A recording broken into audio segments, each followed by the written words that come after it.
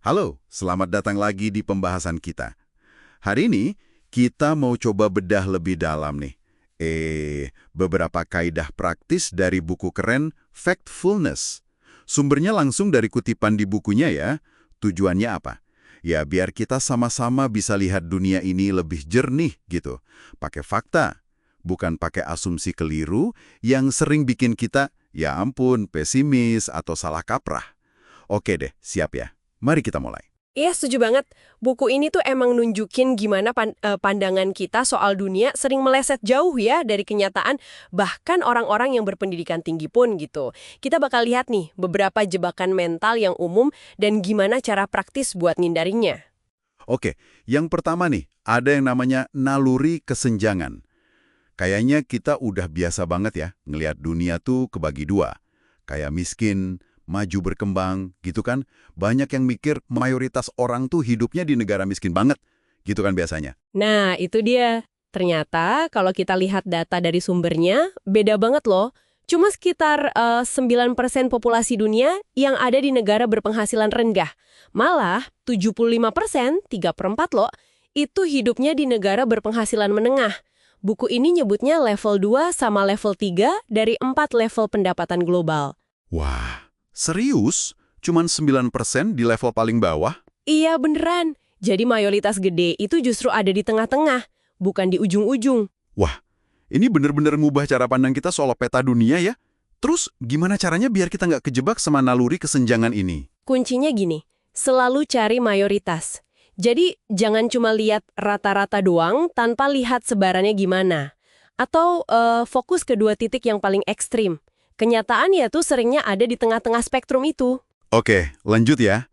Naluri berikutnya. Naluri negativitas. Ini kayaknya kita semua ngerasain deh. Lebih gampang banget ingat berita buruk. Ya kan? Sementara kemajuan yang pelan tapi pasti, seringnya kelewat gitu aja. Jadinya ngerasa dunia kok makin parah aja ya. Padahal ya, kalau kita lihat angka-angkanya lagi nih dari sumber, kemajuannya tuh luar biasa loh. Contohnya, dalam 20 tahun terakhir, orang yang hidup dalam kemiskinan ekstrim itu jumlahnya turun hampir setengah. Setengahnya? Wow. Iya, terus harapan hidup global sekarang udah sekitar 70 tahun. Jauh lebih bagus dari dulu banget. Kemajuan ini nyata, tapi ya itu, karena pelan-pelan jadi kurang wah gitu dibanding berita bencana atau konflik. Bener juga sih. Turun setengahnya dalam 20 tahun itu kan gede banget ya. Tapi kok rasanya nggak gitu ya? Mungkin emang berita baik kurang heboh kali ya. Terus apa nih tips praktisnya? Nah, cara ngelawannya gini. Sadari aja kalau berita buruk itu emang lebih gampang nyampe ke kita. Jadi kita perlu usaha dikit buat nyimbangin perspektif. Akui kalau masalah itu ada, tapi kemajuan juga ada. Oh ya, satu lagi, jangan suka ngeromantisir masa lalu deh.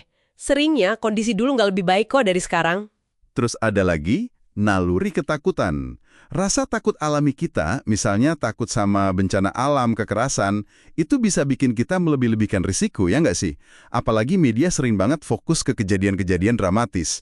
Contohnya, kematian akibat bencana alam itu. Betul, betul. Media kan suka yang gitu. Tapi, data dari sumbernya lagi-lagi nunjukin tren sebaliknya. Angka kematian akibat bencana alam itu sebenarnya udah turun drastis loh selama 100 tahun terakhir. Oh ya? Kok bisa? Ya karena kesiapan kita jauh lebih baik sekarang, terutama di negara yang penghasilannya menengah sama tinggi. Jadi, dunia mungkin kerasa lebih nakutin bukan karena emang lebih bahaya, tapi karena ya itu tadi, filter perhatian kita sama sorotan media. Menarik banget. Jadi dunia nggak semenakutkan yang diberitain gitu ya? Terus gimana dong cara kita biar lebih rasional soal rasa takut ini? Pelajaran pentingnya di sini, coba hitung risikonya secara objektif. Apa yang paling kita takutin, belum tentu itu yang paling berisiko beneran. Penting banget buat bedain antara perasaan takut sama kemungkinan statistik kejadian buruk itu terjadi. Oke, kita gabungin dua naluri terakhir nih. Kayaknya nyambung. Naluri ukuran sama naluri generalisasi.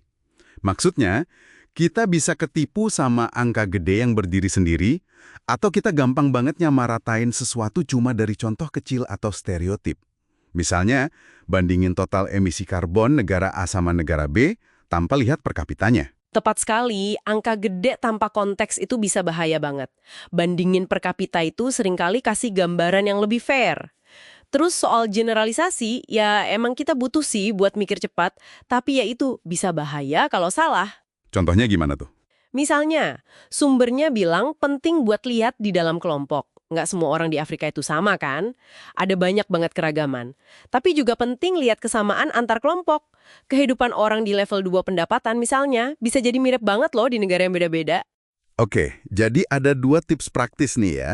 Pertama, selalu cari proporsi yang benar. Bandingin angkanya, pakai rasio kek, angka per kapita kek. Kedua, buat generalisasi, coba uji lagi kategori kita. Cari bedanya di dalam kelompok, cari samanya antar kelompok. Terus hati-hati sama contoh yang terlalu menonjol atau pengalaman pribadi kita dijadiin patokan buat semua. Oke deh, jadi kesimpulannya gimana nih? Pakai kaidah factfulness ini bukan berarti kita jadi cuek sama masalah ya. Tapi lebih ke melatih diri kita biar punya pandangan soal dunia yang lebih akurat, berdasarkan bukti, bukan drama atau asumsi doang. Iya, bener banget. Dan ini penting nih buat Anda yang dengerin. Coba deh perhatiin pas baca atau denger berita. Naluri mana sih? Kesenjangan, negativitas, ketakutan, ukuran atau generalisasi yang paling sering aktif di kepala Anda dan mungkin bikin pemahaman Anda jadi bias. Ngenalinnya itu udah langkah awal yang bagus. Nah, sebagai penutup, ada pertanyaan nih buat Anda renungkan sendiri. Selain naluri-naluri yang tadi kita bahas, ada nggak sih keyakinan atau asumsi gede lain tentang dunia yang Anda pegang sekarang? Yang kayaknya perlu deh ditantang atau diuji ulang, pakai kacamata factfulness. Silakan dipikirkan lebih lanjut ya. Sampai jumpa.